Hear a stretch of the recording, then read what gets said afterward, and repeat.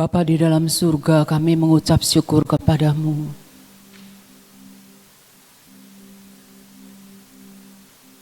Engkau yang bertata atas puji-pujian. Engkau yang menyatakan dirimu kepada setiap kami. Biarlah Engkau terus menghembuskan nafas-Mu Tuhan, atas kami gereja-Mu Tuhan. Untuk kami bangkit, untuk kami boleh mengerti apa yang harus kami lakukan di masa-masa akhir ini Tuhan. Kami bersyukur kalau kami boleh menerima kuasa yang daripada-Mu. Kalau kami boleh memakai kuasa yang daripada-Mu Tuhan. Karena kekuatan kami tidak ada apa-apanya.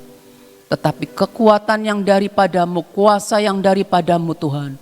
Menyatakan kemenangan-Mu Tuhan. Biar nama Tuhan dipermuliakan. Biar gereja-Mu mengetahui, menyadari bahwa sudah diberikan akan kuasa kemenangan itu. Oleh karena Engkau yang sudah bangkit dari alam maut, Engkau yang kini duduk di sebelah kanan Bapa, permuliakanlah nama-Mu. Ya Tuhan, permuliakanlah nama-Mu. Biarlah kehendak-Mu jadi, biar di bumi ini seperti di surga. Dan kami boleh melihat keajaiban-Mu dinyatakan ketika kami boleh melihat Engkau, melihat jalan-jalan yang Engkau tunjukkan kepada kami, mengerti dengan hati kami, mentaati Tuhan dengan apa yang harus kami lakukan Tuhan. Terima kasih Bapa, kami mengucap syukur dalam nama Tuhan Yesus Kristus. Amin. Shalom saudara-saudara. Saya akan share, akan menangkap visi iman. Kalau kita tahu bahwa kita seringkali terpaku dengan apa yang kita lihat, apa yang terjadi. Setiap kali gelombang akan apa yang kita lihat, apa yang kita terjadi. Apa yang terjadi itu membuat hati kita tidak tenang. Membuat hati kita memikirkan. Dan ternyata pemikiran kita enggak ada gunanya. Nah sekarang kita sebagai anak Tuhan, kita yang sudah lahir baru ini, kita sebagai anak-anak Tuhan harus dipimpin oleh Roh Tuhan sendiri dan bukan oleh kita. Bukan oleh kita lagi. Jadi harus oleh Roh Tuhan, sehingga ketika Roh Tuhan menguasai kita, memenuhi kita, maka kita enggak mudah diombang-ambingkan oleh semua yang kita lihat, yang kita alami, yang terjadi. Dan biasanya kita ini terpaku dengan apa yang kita lihat. Misalnya begini, saya sebagai orang tua ya, saya ngelihat akan anak saya waktu dulu. Menurut saya, anak saya ini kalau dengan temannya, dengan calon pacarnya gitu ya, akan cocok menurut pikiran saya, menurut sudut pandang saya, menurut sudut keluarga saya akan cocok gitu ya, menurut saraf pikirnya gitu ya, jadi menurut pandangan kita gitu ya, menurut sudut pandang kita. Tapi kita nggak ngerti apa yang menjadi rencana Tuhan. Tahun berganti. Suatu saat suatu kejadian terjadi dan tiba-tiba anak saya ini putus, tidak jadi sama pacarnya gitu, Gelombang yang namanya protes ini itu. Tapi saya di situ saya belajar diam. Saya belajar diam karena saya berpegang pada semua yang Tuhan izinkan terjadi. Pasti mendatangkan kebaikan kalau kita mengasihi Tuhan. Jadi mayoritas ini itu ngomong, tapi saya dalam hati saya nyimpan. Pertama kalinya saya juga heran, tapi udahlah. Tuhan udahlah, kalau Engkau pernah menyatakan kepada saya, waktu anak saya belum punya pacar gitu ya, menyatakan kepada saya sesuatu, dan ini benar-benar langkah yang Tuhan pimpin dalam Ya Tuhan, sudahlah, saya menyerahkan semuanya ke Tuhan. Nah, sudut pandang yang saya pakai, sudut pandang yang orang-orang pakai, maksudnya keluarga saya pakai gitu ya, itu tidak sama. Kadang-kadang menimbulkan konflik. Nah, sumber konflik itu cuma karena perbedaan sudut pandang. Lalu saya melihat bahwa sebaiknya kita tidak terlalu ngotot memaksakan akan sudut pandang kita. Sebab kalau kita ngotot itu timbul perpecahan, timbul luka, ada luka di dalam, ada luka di hati gitu ya. Sebab anak saya ngomong gini, kan mama pernah ngomong begini gitu. Dalam hati saya, iya juga ya, saya tuh salah gitu ya. Namanya orang kalau bertambah umur harus bertambah bijak. Ya toh, dulu saya berpikir gitu. Nah, sekarang saya berbeda gitu. Saya harus beda gitu. Jadi kita nih jangan terpaku dengan apa yang kita lihat, apa yang terjadi, yang kita alami gitu ya. Tapi kita pandang hal ini, Tuhan lagi mau bawa kita kemana gitu ya. Kita harus senantiasa ingat akan hal itu, karena kita anak Tuhan, dipimpin oleh Roh Tuhan ya. Nah, kalau kita lihat lagi, kita harus senantiasa menjaga hati kita. Hati ini dijaga. Kenapa hati dijaga? Kita tahu sendiri bahwa dari dalam hati kita ini akan mengalir aliran-aliran air hidup, supaya kita hanya membawa air hidup dan bukan air kepahitan, bukan air absintus gitu ya. Nah, kalau kita tahu bahwa ketika kita lahir baru, kita memperbarui pikiran kita dengan mempercayai firman.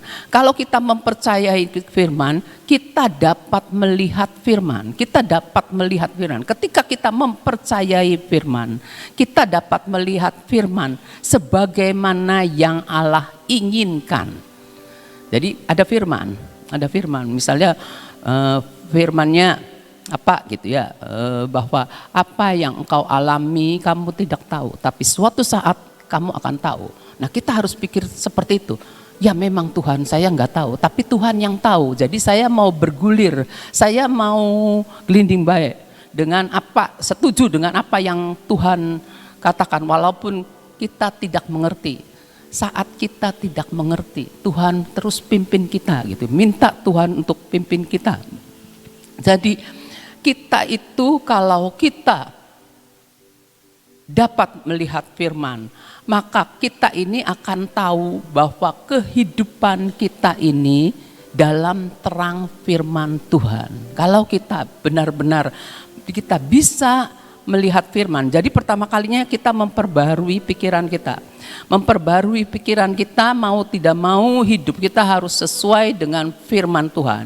Kalau sesuai dengan firman Tuhan, maka kita dapat melihat firman. Dan kalau kita dapat melihat firman, kita tahu kehidupan kita ini dalam terang firman Tuhan. Mazmur 119 ayat 105. Jadi kita dapat melihat firman-Mu itu pelita bagi kakiku dan terang bagi jalanku, terang bagi jalanku. Jadi kehidupan kita ada dalam terang Tuhan. Sehingga kita ada dalam terang Tuhan, mau tidak mau kita dapat dengan sudut pandang dan cara pandang yang Tuhan berikan kepada kita. Nah, kalau kita lihat lagi di dalam Efesus 1 ayat 18-19. Dan supaya ia menjadikan mata hatimu terang, agar kamu mengerti pengharapan apakah yang terkandung dalam panggilannya, betapa kayanya kemuliaan bagian yang ditentukannya bagi orang-orang kudus. Jadi supaya ia menjadikan mata hati kita terang. 18, masih 18. Dan supaya ia menjadikan mata hatimu terang. Kalau kita sedang dalam kesulitan, dalam problem itu ya, nah kita ini ada mata hati kita nih lagi remang-remang, bahkan kalau kita enggak ingat akan firman, kita lagi dalam gelap ya, dikuasai oleh kegelapannya. Nah, kalau orang yang mata hatinya terang bisa melihat firman, itu akan mengerti ada pengharapan. Ada pengharapan dalam segala sesuatu yang Tuhan izinkan terjadi, karena kita tahu betapa kayanya kemuliaan bagian yang Tuhan tentukan bagi orang-orang kudus. Ayat 19-nya. Dan betapa hebat kuasanya bagi kita yang percaya sesuai dengan kekuatan kuasanya. Karena apa? Bagi Tuhan tidak ada yang mustahil. Betapa hebat kuasanya. Kalau kita mendoakan seseorang, seorang itu enggak berubah-ubah. Sebentar berubah balik lagi, tobat kumat. Nanti sebentar berubah balik lagi. Yang ngomong baik-baik, tapi setelah itu begitu lagi. Tapi kalau kita mengasihi, kita punya hati yang mengasihi, kita ngelihat sebagaimana Allah melihat. Allah mengasihi orang itu. Kita belajar melihat, belajar menerima. Saya banyak belajar menerima akan semua yang menurut mata saya tadinya jelek. Saya jujur, saya terus terang, saya belajar setelah saya ada di tempat ini. Setelah saya bergaul, berapa puluh tahun saya bergaul, saya belajar ngelihat cara pandang mereka. Oh, selalu positif. Ngertiin orang gitu tuh. Punya tenggang rasa, kata teman saya tadi pagi. Punya tenggang rasa ya, Ci. Iya ya, punya tenggang rasa gitu ya. Harus punya tenggang rasa. Memang enggak cocok, tapi kita punya tenggang rasa. Kita harus menyesuaikan dengan orang itu. Kalau enggak repot. Bener. Banyak jemaat tidak ngerti pemimpinnya, banyak pemimpin tidak ngerti jemaatnya, cuma beda sudut pandang. Tapi kalau kita mau diam, kita mau Tuhan beri saya untuk dapat menerima sebagaimana engkau menerima, sebagaimana engkau memandang orang itu bagaimana, tolong saya Tuhan. Kita akan melihat cara pandang itu. Cara pandang kita itu terhadap manusia. Cara pandang kita juga seringkali menjadi penghambat dalam hidup kita ya, terhadap Tuhan juga. Kalau saya mikir gini, kita kalau yang di sini kan kita belajar profetik, melihat akan firman Tuhan, mengartikan secara roh gitu. Tetapi ada orang-orang yang mengartikannya secara jasmani. Itu sama, nggak apa-apa. Tapi Tuhan pengen supaya meningkatkan dimensi yang kita miliki. Percaya kita ini kepada firman yang adalah roh. Firman yang adalah roh dan hidup. Jadi Tuhan ingin kita nih bisa meningkatkan. Kita minta sama Tuhan mata hati yang terang ya. Supaya perbedaan sudut pandang ini tidak lagi membuat satu pertengkaran atau satu gap gitu. Apalagi kalau orangnya keras ya. Orangnya keras, udahlah. Enggak usah ngomong lagi sama kamu gitu, istilahnya seperti itu ya. Kalau sudah beda sudut pandang, lalu saya diam. Saya belajar jadi pendengar. Saya belajar meneliti dari mana mandangan. Kalau dulu sih saya ingat ada hamba Tuhan yang ngomong, ini misalnya binatang, kita lihat dari mana, dari sebelah mana, dari semua sudut dilihat kan, seperti itu kan. Sebenarnya sih sama maksudnya gitu ya. Nah, tapi kita mau belajar bagaimana sudut pandang Allah, menangkap apa yang Allah mau gitu, Tuhan mau gitu ya. Waktu manusia pertama jatuh dalam dosa, itu ketika manusia pertama jatuh dalam dosa, jatuhnya karena apa? Karena dia melihat ya. Si Adam, Kejadian 1 ayat 6 ada nggak ya? Bahwa pohon itu baik. Pohon itu baik, dilihat nih, pohon itu baik untuk dimakan dan sedap kelihatannya, maka diambil. Jadi kita nih harus waspada terhadap apa yang kita lihat. Karena apa yang kita lihat itu membuat goyah iman kita. Saya saya janji nih, saya janji nanti saya ke pasar tidak mau beli ini itu. Tapi begitu melihat bagus-bagus saya beli. Saya kepengen beli gitu ya. Jadi goyah imannya, itu kepengenan tuh ya, kepengenan. Jadi mestinya nggak beli ini. Bener kata Ibu Nani, mestinya kalau ke pasar beli yang tertentu saja. Ini nggak beli ini, beli itu. Jadi segala macam, goyah imannya. Nah, kita nih jangan sampai terpaku dengan apa yang kita lihat. Ya, terpaku dengan apa yang kita lihat dan yang terjadi. Tapi kita ingat semua mendatangkan kebaikan. Tuhan kalau semua mendatangkan kebaikan bagi orang yang mengasihi Engkau, firman-Mu apa Tuhan? Tuhan akan ingatkan kita gimana firman-Nya. Kita doa, Tuhan kami berdoa untuk satu penyakit gitu ya, misalnya untuk satu penyakit. Berdoa untuk satu penyakit. Tuhan izinkan terjadi. Tapi kok enggak berubah, malah ini sakit. Berarti kita korek lagi kan? Apakah ada sesuatu yang belum diakui atau ada sesuatu yang belum dibereskan di hadapan Tuhan? Kita doa. Tapi kita selalu di dalam doa. Itu kita tahu Tuhan sudah melepaskan kesembuhan karena Tuhan sudah menanggung segala sakit penyakit. Seperti ada lagu gini kan, Kaulah Tuhan penyembuhku, Kau berfirman dan sembuhkanku. Jadi kita itu berpegang pada firman yang Tuhan beri kepada kita ketika kita berdoa. Urusan selanjutnya Tuhan, tapi kita berpegang pada apa yang Tuhan berikan pada kita. Mau tidak mau kita harus penuh dengan firman Tuhannya. Jadi jangan sampai apa yang kita lihat membuat goyah iman kita. Iman ya, maksudnya iman. Nah, manusia pertama jatuh dalam dosa maka kehilangan kemuliaan Allah. Salah satu kehilangan kemuliaan Allah itu adalah sudut pandang yang Tuhan beri. Adam dan Hawa dikasih sudut pandang yang Tuhan beri. Karena Adam dan Hawa kan ada dalam kemuliaan Tuhan. Tetapi ketika jatuh dalam dosa, dia sadar bahwa dia telanjang. Berarti kehilangan kemuliaan Allah. Sudut pandangnya hilang yang Tuhan kasih. Jadi dia ngelihat sebagaimana dia lihat. Sekarang kita sudah diperbarui oleh Tuhan. Sudah diperbarui oleh Tuhan. Tuhan berkata bahwa kamu sebagai orang percaya, hidup karena percaya bukan karena melihat. Tetapi sulit pisan Tuhan kalau hidup karena percaya. Kenapa sulit? Karena lagi-lagi kita lihat.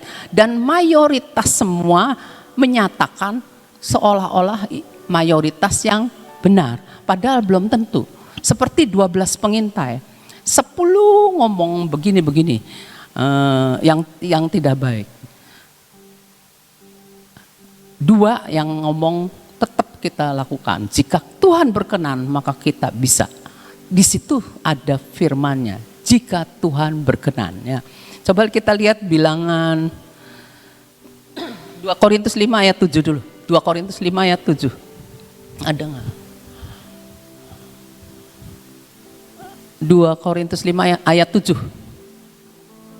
Kalau sebab hidup kami ini adalah hidup karena percaya, bukan karena melihat. Jadi ingat, hidup kita ada hubungannya dengan percaya. Jadi hidup kita harus dalam firman. Kan percayanya itu percaya firman-Nya, bukan karena melihat. Sesuatu yang terlihat itu sementara. Sesuatu yang terlihat sementara bisa berubah.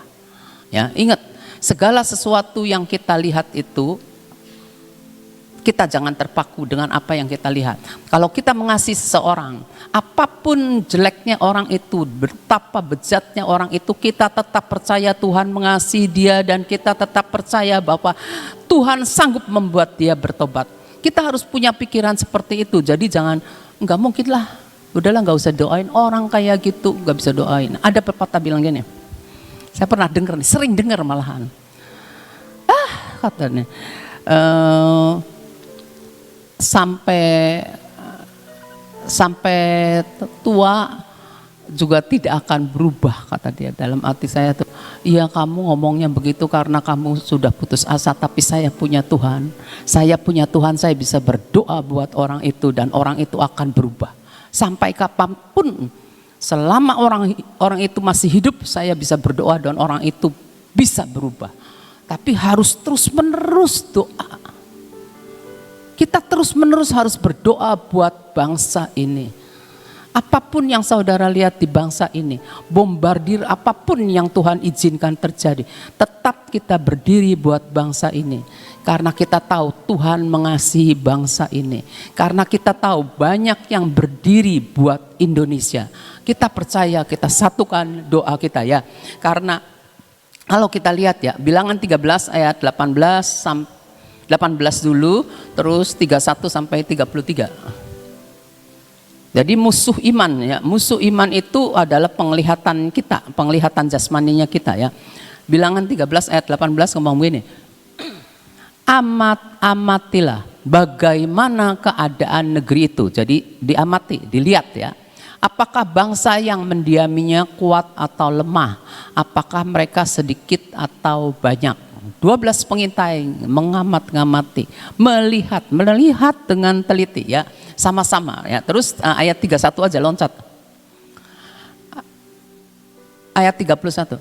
Tetapi orang-orang yang pergi ke sana bersama-sama dengan dia berkata, kita tidak dapat maju menyerang bangsa itu karena mereka lebih kuat daripada kita. Nah, sudut pandang mereka itu mengatakan bahwa mereka lebih kuat daripada kita. Terus 32. Juga mereka menyampaikan kepada orang Israel kabar busuk tentang negeri yang diintai mereka, yang dilihat ya. Dengan berkata, negeri yang telah kami lalui untuk diintai adalah suatu negeri yang memakan penduduknya. Dan semua orang yang kami lihat di sana adalah orang-orang yang tinggi-tinggi perawakannya. Orang yang tinggi-tinggi perawakannya, tinggi-tingginya bukan tinggi saja, kayaknya sih gede juga badannya gitu ya. Tinggi-tinggi perawakannya. Jadi yang kami lihat, waduh, negerinya makan penduduk, raksasa, kitanya kecil ya. Dan semua orang yang kami lihat adalah orang-orang yang tinggi-tinggi perawakannya. Ayat 33. 33-nya bilang gini, juga kami lihat di sana orang-orang raksasa, orang enak yang berasal dari orang-orang raksasa, dan kami lihat diri kami seperti belalang. Kita seringkali melihat diri kita ini seperti belalang. Saya ngaku, saya seperti itu, saudara. Dan demikian juga mereka terhadap kami. Saya kalau dalam satu lingkungan, aduh saya nih nggak berani lah, saya pernah dimarahin sama mertua saya karena saya nggak mau nemenin mertua saya ke satu tempat, nggak mau, dimarahin, pikir dalam hati saya nggak apa-apa lah, terus lu harus pergi katanya, ya saya pergi akhirnya terpaksa dengan dan aduh saya tuh nggak enak, saya jadi kambing conge di tempat ini karena saya tidak ngerti bahasanya kambing conge, tapi saya berpikir saya punya Tuhan, mereka enggak, saya punya Tuhan, mereka enggak gitu, cuma ngomong begitu aja, saya kenal Tuhan tapi mereka enggak, mereka belum kenal, udah itu aja yang saya pegang. Belajar seperti itu terus menerus, saudara, benar, belajar seperti itu. Jadi saya ngelihat diri saya nih kecil gitu tuh, diri saya kecil gitu ya. Nah terus kita lihat lagi ya. Apa yang kita lihat itu menggoyahkan iman kita. Daud memandang Goliat, tapi dia punya pengalaman dengan Tuhan. Dia sudut pandangnya berbeda. Karena apa? Ketika Daud di padang itu dia bisa mengalahkan beruang. Nah, dia merasa bahwa dia disertai Tuhan. Dia mengalami bersama dengan Tuhan. Tetapi yang Saul dan orang-orang Israel, itu kan Saul dan orang-orang Israel melihat Goliatnya gede sekali. Nah, sudut pandangnya berbeda. Walaupun mayoritas, jadi kita jangan terpengaruh sama mayoritas. Kita hanya pegang firman-Nya aja. Tuhan ngomong tentang apa gitu ya. Firman ngomong gini, ya kita belajar. Belajar saudara, saya juga belajar, masih banyak belajar ya. Jangan melihat sebagaimana yang dilihatnya dengan mata jasmani, tetapi apa yang Tuhan katakannya. Cara kita melihat, kalau nggak salah ini nih pernah dikotbahin yang tentang cara kita melihat itu lebih penting dari apa yang kita lihat. caranya. Jadi kita melihatnya sama, tetapi cara kita melihat, sudut pandang yang kita lihat itu lebih penting dari apa yang kita lihat. Faktanya nih, dari cara kenyataan, dari cara lebih penting caranya. Jadi kita perlu pegang cara ya, caranya itu ya. Kita nih tidak dapat mengubah apa yang sedang kita lihat. Ya namanya Goliat gede ya, si Daud tidak mungkin bisa mengubah Goliat. Yang namanya penduduk di Negeb itu raksasa ya tidak bisa dirubah sama kita, tetapi cara kita memandang. Juga kalau kita ngelihat, ya saya ngelihat anak saya gitu ya, saya nggak bisa mengubahkan anak saya, nggak bisa. Tapi saya belajar untuk mengubah cara pandang saya. Bagaimana anak saya ngomong gini, bagaimana saya belajar supaya saya dan anak saya tetap bisa nyambung dalam komunikasi. Ya, sama siapa aja saya belajar untuk Tuhan tolong saya supaya saya melihat sebagaimana Engkau melihat, karena Engkau itu tidak menghendaki perpecahan.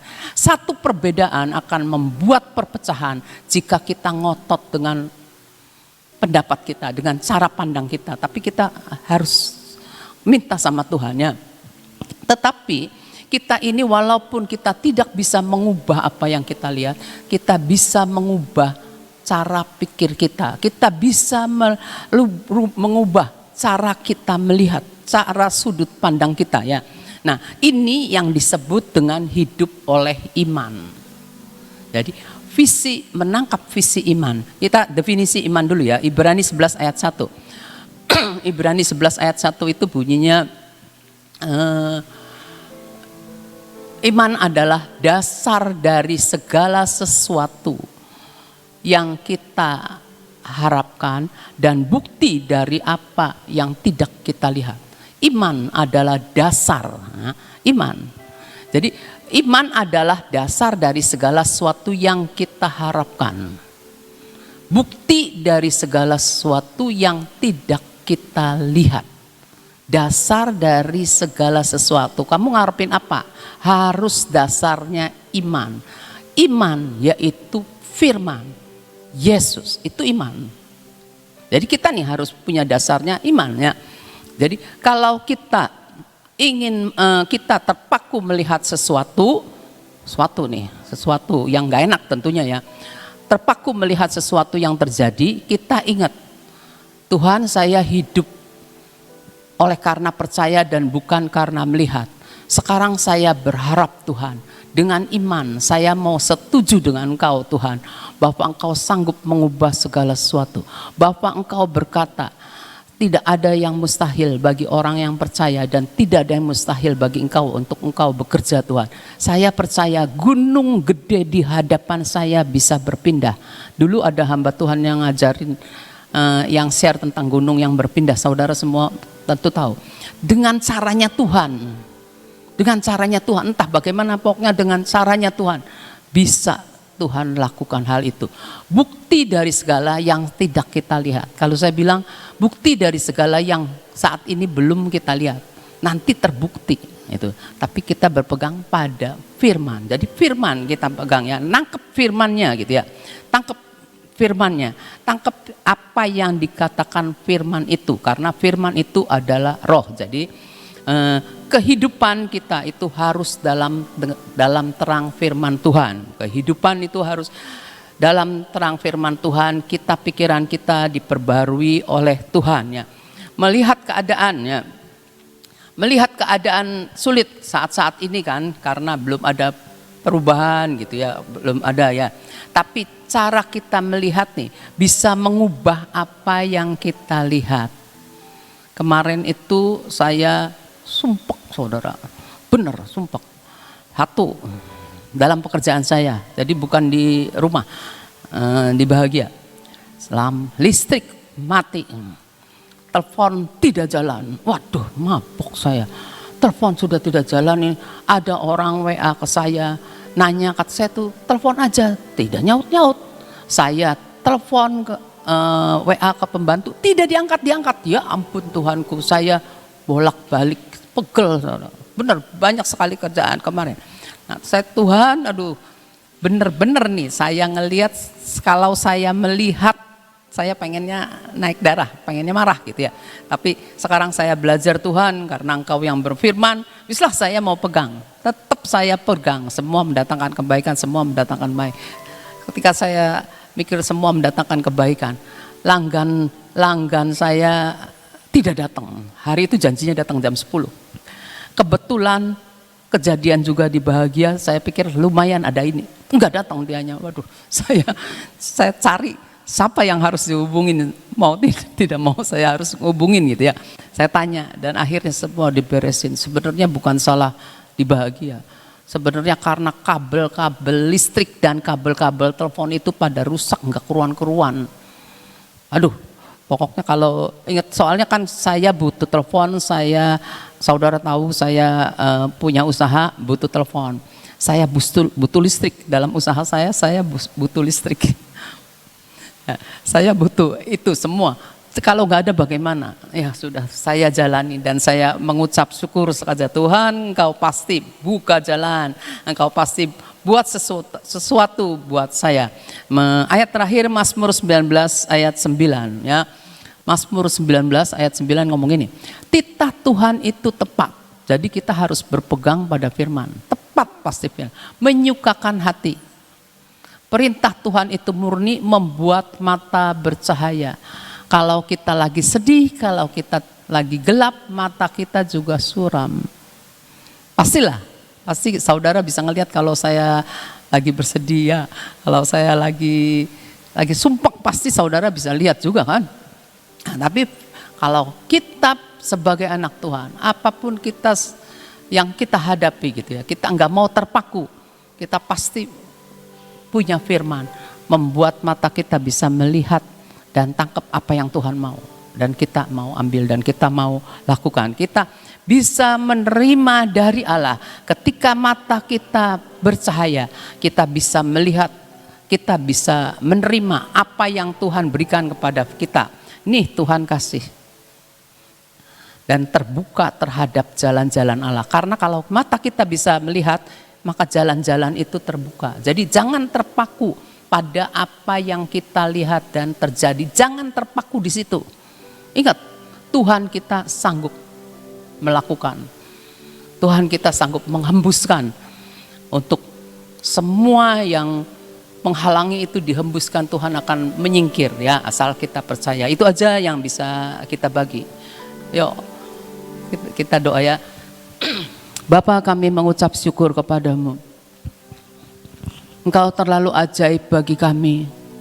Bukakan selubung-selubung yang menutupi akan mata rohani kami. Buat kami bertekun dalam firman-Mu, sehingga mata kami terus bercahaya, dapat melihat jalan-jalan yang Engkau berikan kepada kami. Kami berdoa di dalam nama-Mu. Kami memohon kepadamu Tuhan. Kami menyerahkan akan pikiran ini Tuhan, kepadamu Tuhan. Ketika kami membaca firman-Mu, kami mau menyesuaikan hidup kami sesuai dengan firman-Mu, sehingga Engkau mengubahkan cara pandang kami Tuhan, sehingga kami boleh melihat kemuliaan daripada firman-Mu, kemuliaan daripada yang Engkau sediakan bagi kami Tuhan. Kami mau tangkap visi iman itu Tuhan. Buat kami tetap teguh berdiri di atas batu karang firman-Mu yang tidak tergoyahkan. Di masa-masa Engkau sedang menggoncangkan segala sesuatu, buat kami Tuhan tetap percaya, tetap memilih untuk percaya akan firman-Mu. Tetap sungguh-sungguh percaya akan firman-Mu. Karena hidup kami adalah percaya, bukan karena melihat. Yang melihat itu sementara. Dan firman-Mu Tuhan, ketika kami perkatakan, memiliki daya cipta untuk mengubahkan, untuk memecahkan setiap selubung-selubung yang menekan, untuk memecahkan semua kuasa-kuasa kegelapan yang berusaha untuk merusak, untuk mencuri, untuk membunuh dan menghancurkan kami. Terima kasih Bapa, kami mengucap syukur. Terima kasih untuk bangsa kami, terima kasih untuk Presiden Jokowi, terima kasih untuk setiap jajaran yang mendukung Presiden kami. Tuhan, terima kasih untuk setiap aparat-aparat yang ada, kami menyerahkan setiap mereka kepadamu Tuhan. Jagai Tuhan, bangsa ini Tuhan, dari segala siasat dan strategi yang ingin merusak bangsa ini Tuhan. Batalkan setiap rancangan-rancangan, rencana-rencana, siasat-siasat itu. Engkau Allah yang melihat, Engkau Allah yang hadir, Engkau sanggup untuk melakukannya. Kami aktifkan malaikat-malaikat-Mu Tuhan, untuk tetap menjagai bangsa kami. Kami tetap berdoa agar setiap daerah di bangsa ini Engkau berikan pagar tembok berapi. Engkau nyatakan dirimu pada bangsa kami Tuhan. Untuk bangsa kami melihat jalan. Untuk bangsa kami mengerti akan kebenaran. Dan melihat jalan-jalan yang Engkau tunjukkan itu Tuhan. Setiap selubung-selubung yang menutupi mata hati bangsa ini Engkau koyakan Tuhan. Transformasi biar terjadi di bangsa Indonesia ini Tuhan. Kami mengucap syukur. Terima kasih Bapa. Terima kasih Engkau berkati Presiden kami dengan hikmat yang daripada-Mu Tuhan. Dengan roh-Mu Tuhan yang memberikan penasihat dan pencerahan senantiasa. Terima kasih, kami mengucap syukur. Saat ini Tuhan kami mau melakukan pengurapan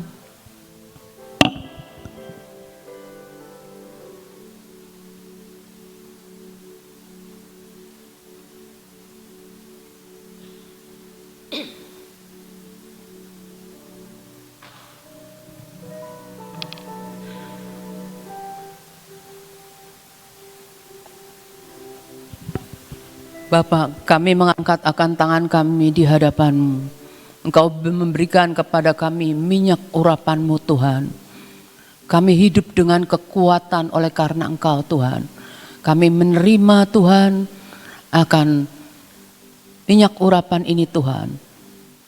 Biarlah Tuhan akal budi kami senantiasa terus menerus diperbarui oleh firman-Mu Tuhan. Dan kami mau terus menerus diubahkan dari satu kemuliaan kepada kemuliaan yang lebih lagi. Mata ini kami serahkan kepadamu Tuhan. Buat mata kami dapat menangkap visi iman Tuhan. Telinga kami Tuhan terbuka untuk mendengar suara roh-Mu lebih daripada suara-suara dunia yang tidak berfaedah, yang hanya mengguncangkan iman kami. Kami urapi mulut lidah bibir kami untuk memperkatakan firman dengan kuasa, untuk memperkatakan kehidupan dan berkat, untuk memperkatakan segala sesuatu seperti yang Engkau mau Tuhan. Terima kasih Tuhan, kami menyerahkan akan hati kami Tuhan. Hati ini Tuhan kami serahkan kepadamu. Kami mau menguduskan Engkau di dalam hati kami sebagai Tuhan dan Raja kami. Kami tutup setiap celah di dalam nama Tuhan Yesus. Kami tutup setiap celah, ketegar-tegukan, kebekuan, kesombongan. Kami tutup, ketidakpercayaan. Kami patahkan, keraguan-raguan kami patahkan dalam nama Tuhan Yesus. Kami mempersembahkan tangan kami untuk melakukan apa yang Engkau mau Tuhan. Engkau yang memberkati pekerjaan kami mengucap syukur, dan langkah-langkah kaki kami ini Tuhan, Engkau yang tetapkan Tuhan. Kami percaya setiap kami melangkahkan kaki kami, ada sesuatu yang terjadi Tuhan. Dan kami bersyukur karena Engkau yang melakukan semuanya ini. Terpuji akan nama-Mu Tuhan, biarlah Engkau dipermuliakan.